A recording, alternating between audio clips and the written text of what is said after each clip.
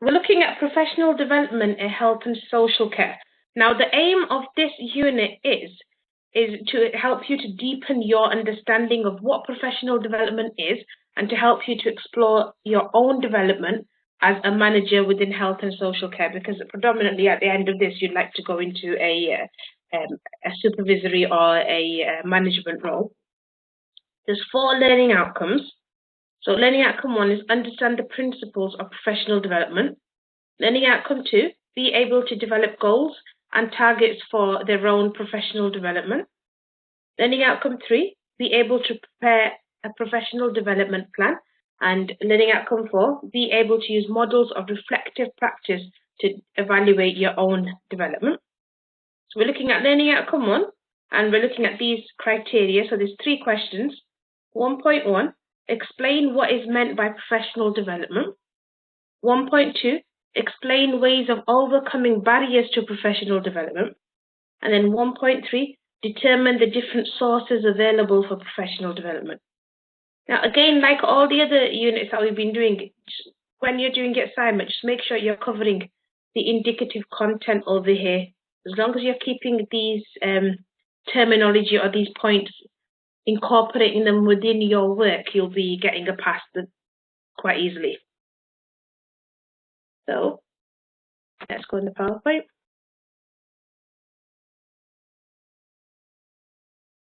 I'll just make this there. So we've gone over the aim. So we're just going to look at what does professional development mean. So professional development is just there to, it's something that you do in a personal basis and a professional basis throughout your life. So it's where you're learning or you're earning or you're maintaining your professional credentials. So you might be looking at academic degrees, you might be looking at coursework, you might be doing something simple as attending a conference or having an observation with someone or shadowing someone. So it's any opportunity that you're doing that within your workplace or anything to enhance your professional self is called professional development. What you're doing right now as well with this course, this is professional development because you're working towards your career path.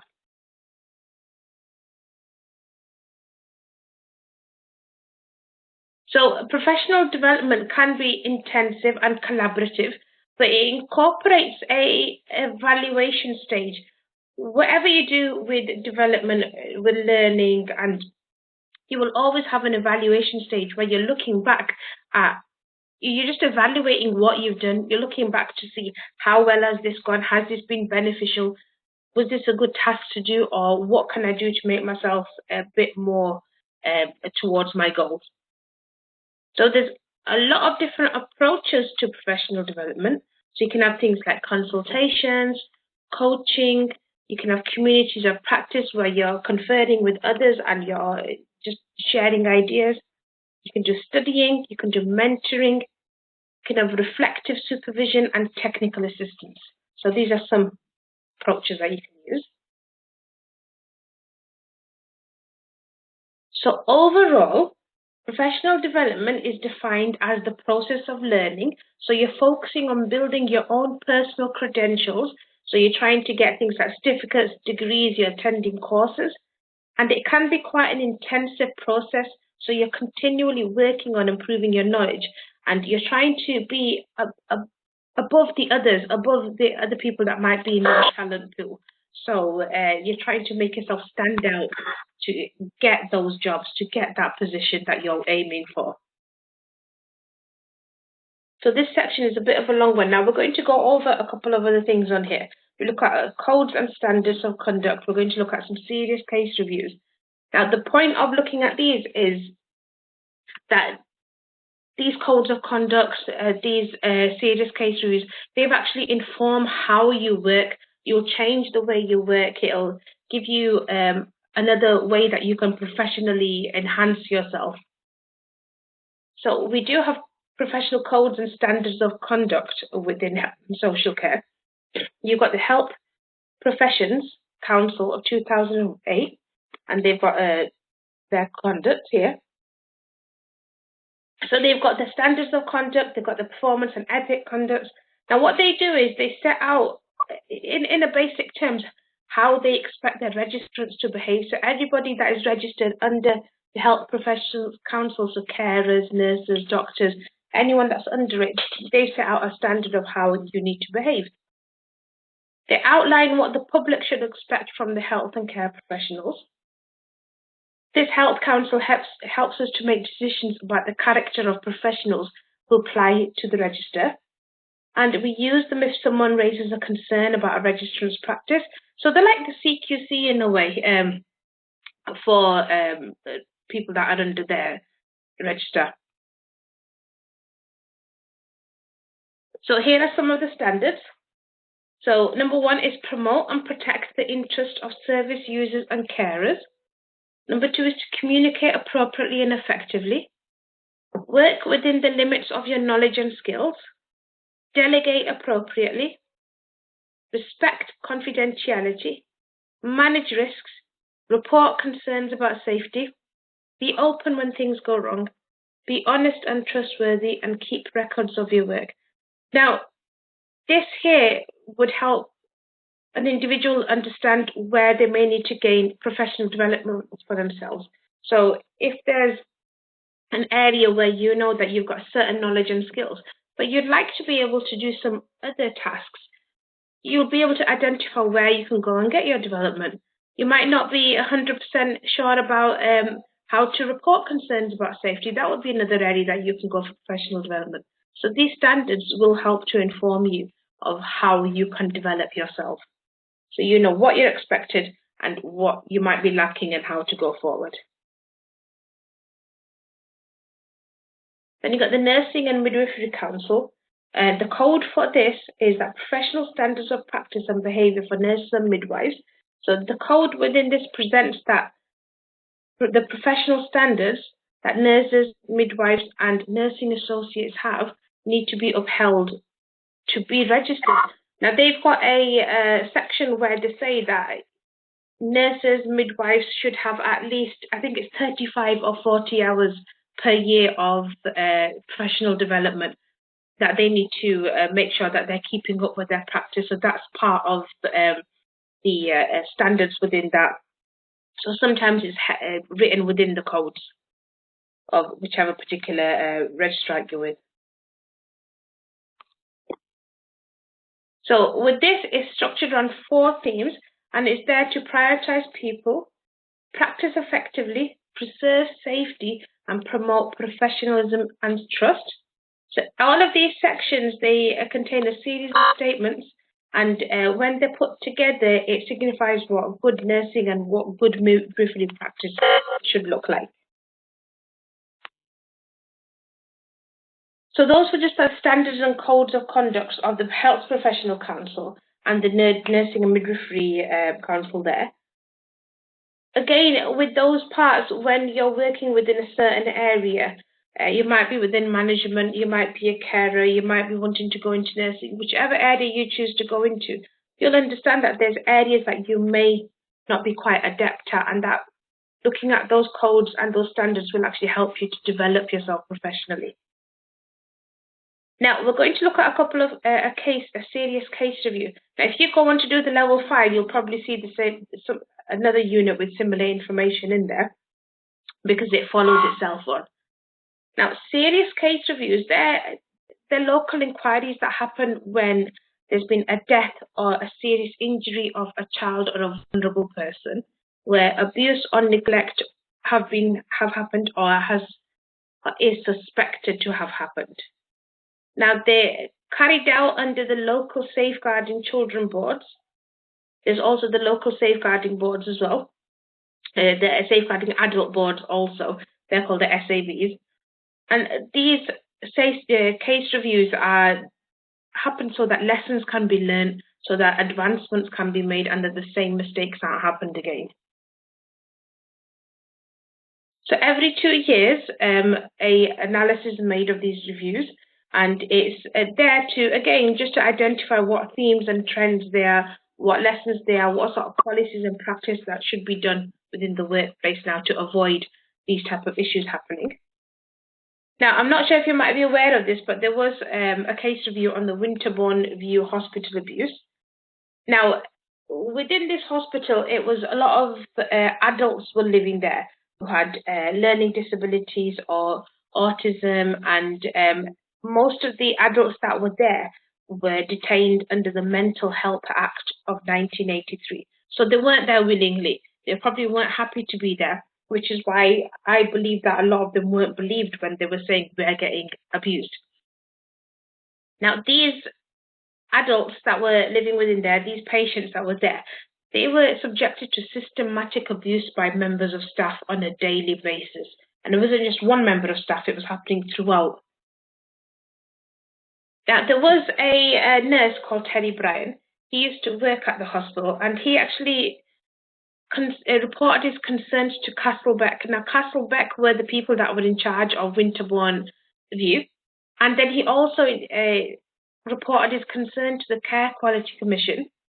Now, what he said was that patients were being assaulted, they were being harshly restrained, they were being given cold showers, being left out in cold weather, they were having their eyes poked. Just for fun, people were just going up to them and poking their eyes. They were getting their hair pulled and throats pulled back and medication forced down their throats. So it wasn't an ideal situation. It was a horrible situation for those patients to be in. But the issue is Terry wasn't believed. No concerns were raised. No formal reviews were done. They didn't even bother to go and check what was happening. It was completely ignored. Patients at that time were actually even telling their family members that, oh, we're getting hurt, these people are doing this and that to us. But they weren't getting believed because the staff members were saying they're just trying to get out of here. You know, they're meant to be here under the Act, so they just find an excuse. So what happened was that even though Terry was ignored, he contacted a reporter in the BBC in 2011, and that reporter actually went in undercover to work in the hospital. And while he was there, he filmed staff subjecting the patients to serious harm and abuse, you know, the type of situation that I've just shared with you. Now, because of this recorded event that was happening, because it's got, real physical evidence there, a serious case review was actually conducted. So this evidence was collected by the reporter. It was given to the South Gloucestershire Council, and then they did that case review. And then they found that there were a lot of things that actually went wrong. There was a lack of accountability. Castlebeck, who were meant to be responsible for running the hospital, didn't provide any sufficient oversight. They weren't accountable for the safety of the adults. There was a neglect to check suitability of services because they weren't even checking if the people were suitable to work there or not. There was a good record keeping. So a lot of the patients actually attended accident and emergency 78 times, but the hospital didn't record it, and even though that it was in a short period of time. So that was the Winterbourne case review.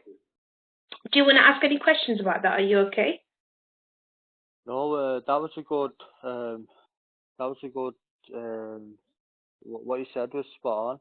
Yeah. There's two questions. The first one was when you were speaking, I was thinking about, when you think of professional development, it's, is it to strive to do better in the work role that you're actually doing? Because what would be the point of it otherwise? Not just for you, but for your colleagues as well. Not just for your colleagues, but for everyone around you, really. That's the whole point in professional development, to develop. Otherwise, there's no point in it. So then, what I was thinking in my head was, where would the limit be? Where would somebody's limit be? And if they were already good at something, is there a limit to how somebody could be good at something, or is there no limit? And if there's no limit, then what drives us to think that we can do better? You know what I mean? No, I understand. My head goes when I think it. But I think within healthcare itself is that there's so many things that are constantly changing. So even though you might become an expert in one area, there might be another area that's come up and is new, because you know that there's so many changing things. even the situation that we've had in these past couple of years now with COVID that's gone on, and what's the norm now? I mean, I bet a lot of people have had to change that and get a lot of training and adapt their own way of working. So I think there will always be something there that you're not sure of, or that you might lead you into slightly different directions. It probably is something that can be going on for as long as you want it to. Yeah. And the second thing I was going to say was just what you spoke about just then about like the hospital and stuff, and you know, like you look at society today and it's like, what is going on? And the reason I believe that they weren't believed was because obviously it's a professional organisation, and it would have made the healthcare service look bad for doing what they were doing, so they had to cover it up. And the best way to see people do things nowadays based on their own agendas and what they want in life and what they can gain in life. And if it makes something look bad, then even if it's wrong, they'll try and hide the fact that whatever's going on in order to, you know, to cover it up so it doesn't get out. Does that make sense? No, 100%. I get what you're saying, because it's you sort of end up looking after yourself, don't you, and think this is going to give me a bad image. And I think the reason that they won't believe is because obviously they've been detained there. They're not there willingly. So if somebody had said that when say if a family member has put them in willingly, or if they've gone in and said, I need a little bit of assistance with this or that or the other, or like a general care home, if somebody says, yeah, this person is hurting me, you're more likely to believe them. But if they're already going through some learning difficulties, or if they're classed as a certain type of person, then the belief system is, unfortunately, you're flawed to think that, oh no, they're just making things up. So I think a lot of things were against these patients in that situation. And it was great that one person spoke out, that he blew the whistle, and he, you know, had the courage to actually point it out. Otherwise, it was still probably happening now. So. Yeah, it's good. It's like when you think of, you know, just say it was, I don't know, say it was Harry, Prince Harry and William that was actually in the hospital, and they were saying, oh, well, we get, you know, because of their status in life and who they are, and, you know, people would believe what they were saying, but because the people, I've been on mental health wards, I've you know, I've been a mental health patient for over a year, like back in the day. And I've seen everything that goes on. You know, people getting restrained, people blagging it. So I'm a very good judge of character, in the sense I can speak to someone for 5-10 minutes and I can tell off the body language what they're all about. You know what I mean? And how they're speaking, the way they're looking, whether they're looking at me, whether they're looking to the floor, whether, you know, what they're doing with their hands and stuff. These are traits that you obviously pick up through experience. You need, especially in your professional life as well, as you go on and progress with the course that you're doing and go into the route that you want to go into. That's going to be a really good skill that you'll need, because you're going to be in contact with a lot of people, and it'll help you to judge how to speak to them, how to handle people. So it's fantastic that you've got a really good quality there. We're going to go on to the Francis Review, so it's just a couple more slides on this section now. So the Francis Review it came about by somebody called Robert Francis, and he made a report, and this is all about, you know, the serious case reviews that have happened. If you've ever heard of Victoria Klimbe, which was a young girl who was tortured by her auntie and her auntie's boyfriend, and she was subsequently killed because of this torture. There was a little baby called Baby P, who was put through abuse within the first few months of his life. And all of these cases and reviews happened because something bad has happened. And this report just looks into an inquiry, and it looks at what sort of themes there are, what's happening, and it gives like a report to say, this is what we should be doing, this is our suggestions. So Francis' inquiry report, it includes the importance of openness, about adequate staffing levels, about patient-centered values, and also how this should be the integral part of where you're working. So this report was published on 6th of February 2013, and it looked at all the failings that happened in the Mid Staffordshire NHS Trust between 2005 and 2009. and it gave 290 recommendations. So these recommendations would have been looked at by management, and then they would have seen what sort of training do our staff members need, what sort of professional development. So professional development can take place by you on your own, but also it can be taken place by, say, if there's a member of the management that comes to you and says, Lee, I'd like you to go and do some training on people skills, or on how do we do this particular task. You go, and that's how it can come about as well. So some of these recommendations included having openness, transparency, and candor throughout your healthcare system. So being truthful with each other and sharing all the information. And then also making sure that everybody's communicating, so you're really passing on the information.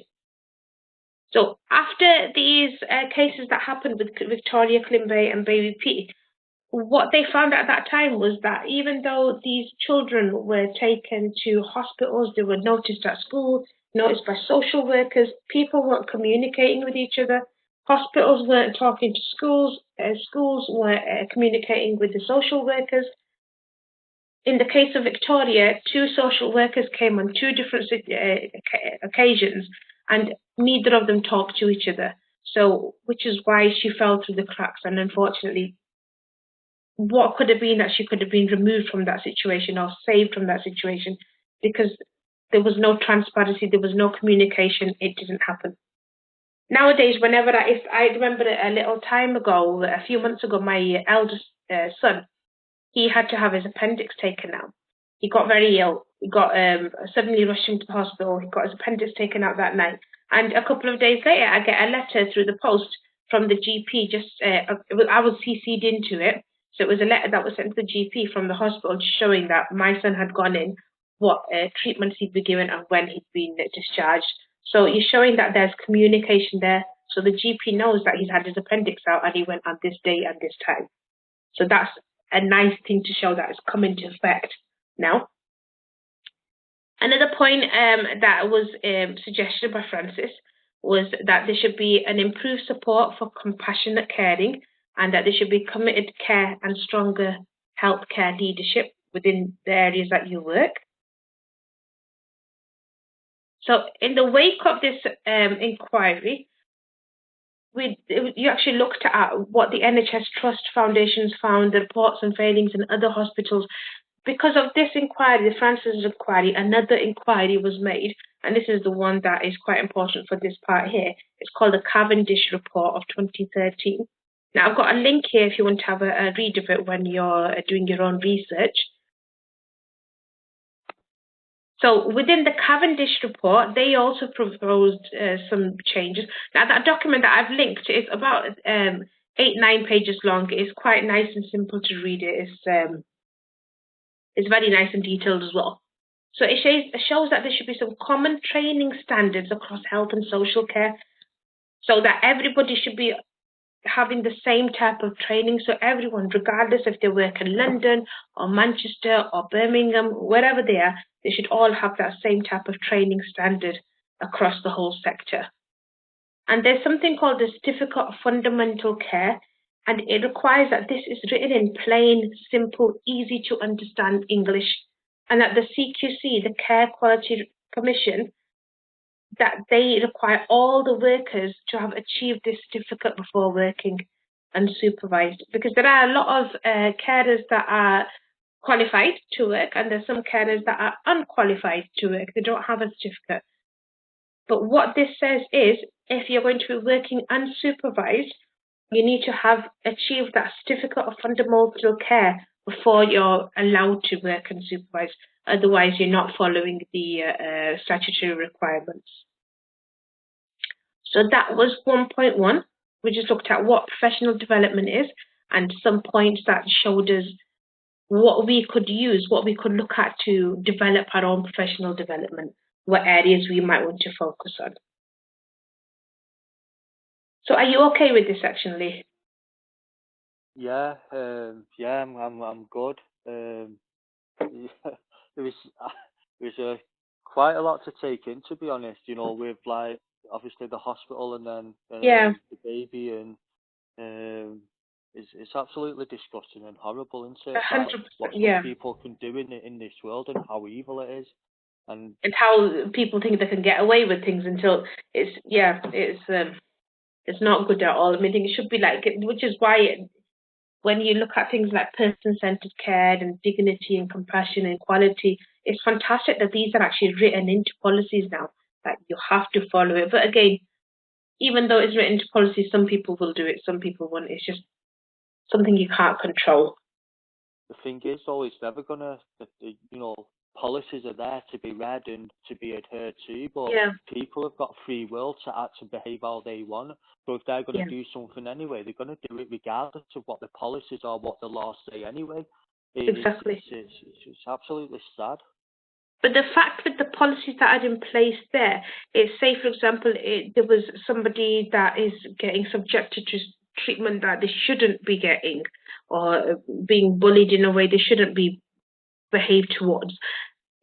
They will know that if they go and speak up about it, obviously fear can be an issue as well, but if they would speak about it, the law will be on their side, because these policies will help inform the victim that this is what you should be being treated at, what's happening to you is wrong. So in a way, it's, if you're a patient or if you're a carer or within the healthcare, it's good for everybody to be aware of what should happen and what shouldn't.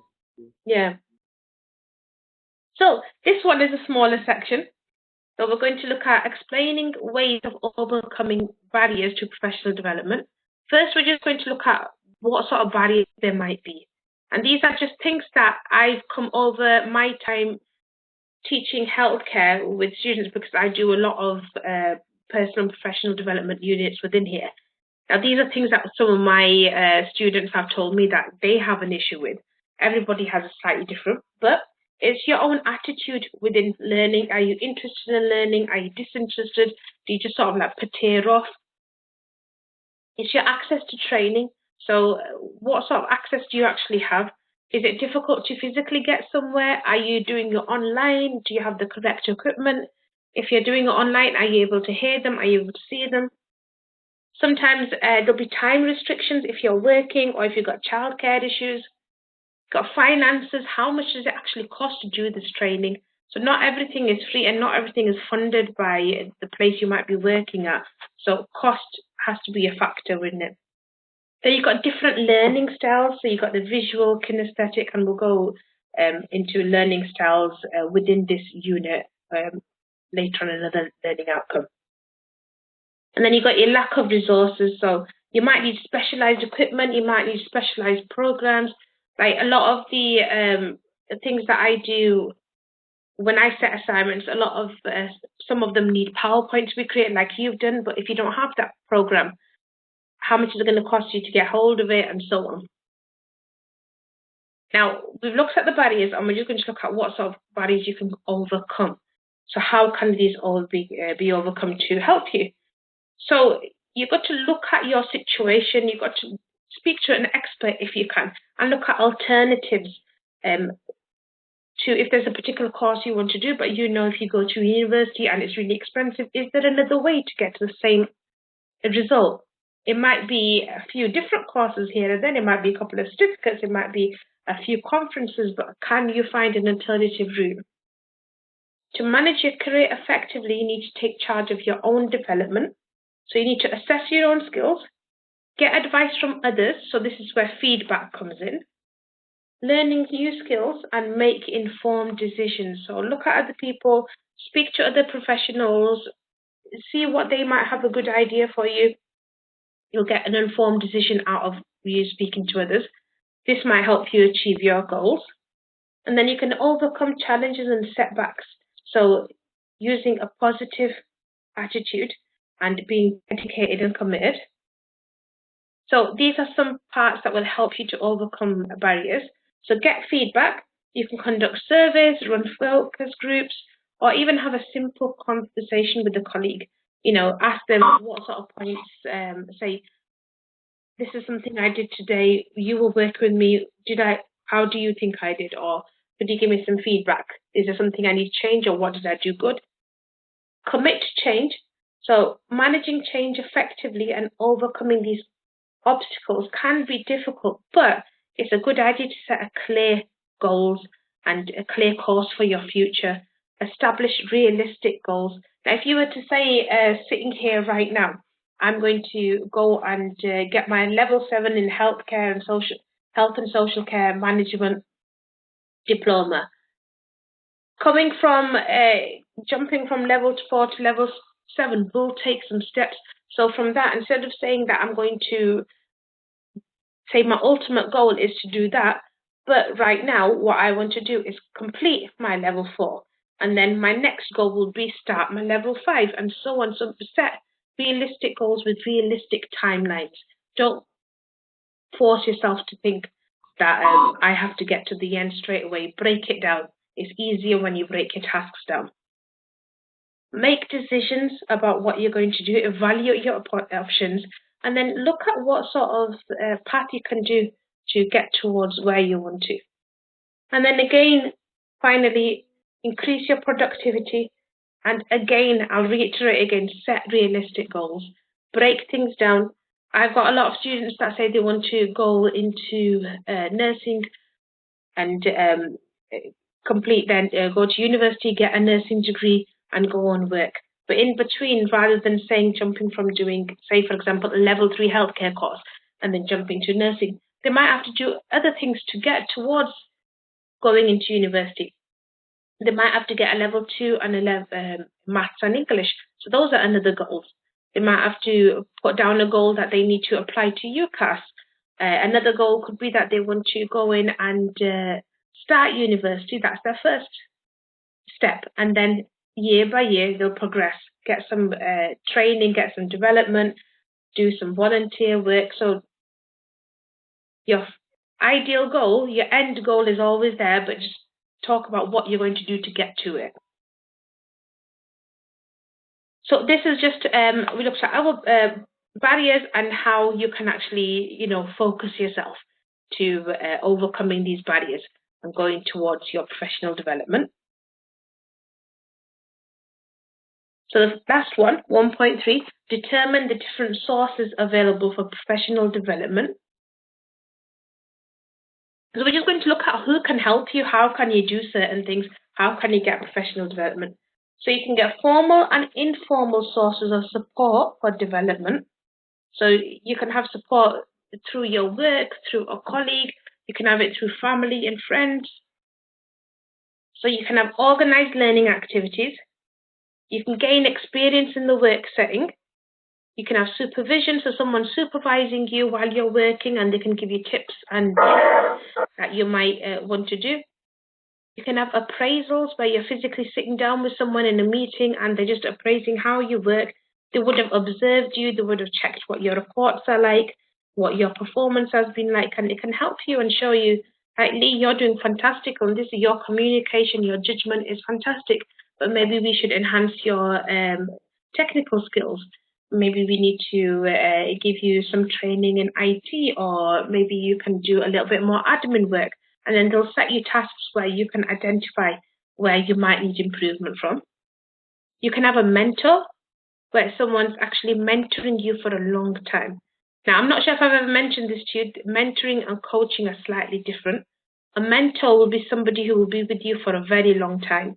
So they'll be there, say, 3 months, 6 months, 9 months, 12 months. So you'll be working with them on a consistent basis over a very long period of time. Coaching, on the other hand, is something, for example, if we were to work together today and I was to just come in and show you how to do check blood pressures or how to give somebody personal care. So I just come in, I'd coach you how to do it on one occasion. It might take a couple of hours. We'd go through a couple of patients together. We'd talk a little bit and I'd give you some tips and tricks. That would be coaching. By observing people, you actually get to know exactly where they're lacking, how they can go. You can help inform them of what they're doing. Is this good? Is this bad? How can I help you? So observation, watching people is a really good one. And then again, having presentations and sharing good practice, talking to each other, just going to conferences or training sessions. it's always a nice idea just to have a good conversation with the person that you're next to, because you'll probably end up getting a lot of information without even realizing it. So some factors that you're going to look at when you're looking at professional development: look at what your budget is. Are you paying for it yourself? Is your workplace paying for it? Is your organization going to fund it? What's happening? So if you've got a budget, work towards that. Look at the time it's going to take you. Is it going to take you, for you're doing a course? Is it a 3-day course? Is it a 3-month course? If you're having going to a conference, it's going to take 2-3 hours for you to sit at the conference. How long will it take you to get there? Is it a full day thing? What are your career goals, and will you actually need any time off work to attend these career goals? Because I know that there's certain training opportunities that might involve somebody to travel down to London for 3 days to do a in-depth training course. So would you need time off work? Will you be able to get it? So look at these sort of factors. Then adapt your learning opportunities in accordance to all of these points here. So because you need to be able to set them realistically for something you can achieve.